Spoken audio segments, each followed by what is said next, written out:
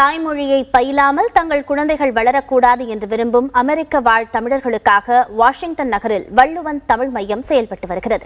இதுகுறித்து வாஷிங்டனில் இருந்து நம்முடைய செய்தியாளர் ஐயப்பன் அளிக்கும் தொகுப்பை பார்க்கலாம்.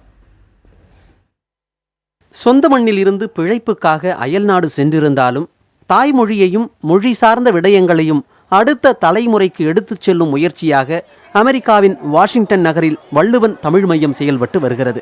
அமெரிக்க வாழ் தமிழர்களால் கடந்த 2011ஆம் ஆண்டு தொடங்கப்பட்டது இந்த வள்ளுவன் தமிழ் மையம்.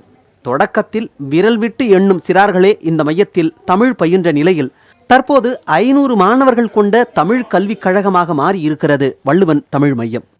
அடிப்படையாக நல்ல சரளமாக தமிழில் பேசணும், சரளமாக தமிழில் எழுதணும். அதோட அதை தாண்டி இப்போ நிலை 5 அப்படிங்கிறதுனால இலக்கணம் பேசுறத இலக்கண பிழை இல்லாமல் பேசணும் அப்படிங்கிறது ஒரு குறிக்கோள். மாணவர்களுக்கு அமெரிக்க தமிழ் கழகத்தின் நூல்களை அடிப்படையாக கொண்டு தமிழ் கற்றுக் கொடுப்பதோடு அவர்கள் திறனை அளவுகோலிட தமிழ்நாட்டின் அங்கீகாரம் பெற்ற தமிழ் இணைய கழகம் வழி நடத்தும் சான்றிதழ் தேர்வும் அமெரிக்க வர்ஜீனியா மாநிலத்தில் அரசு நடத்தும் அயல்மொழி தேர்வும் நடத்தப்படுகிறது.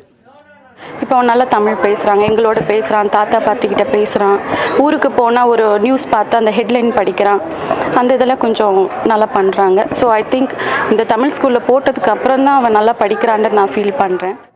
கல்வியோடு தமிழ் கலை திறன்களை ஊக்குவிக்கும் வண்ணமாக தமிழ் தேனி பேச்சு போட்டி, கட்டுரை போட்டி, ஓவிய போட்டி மற்றும் ஆடல் பாடல் நாடகம் நிறைந்த கலை நிகழ்ச்சிகளும் அடிக்கடி நடத்தப்படுவதால் மாணவர்கள் கல்வியோடு மற்ற திறன்களையும் வளர்த்து கொள்கின்றனர்.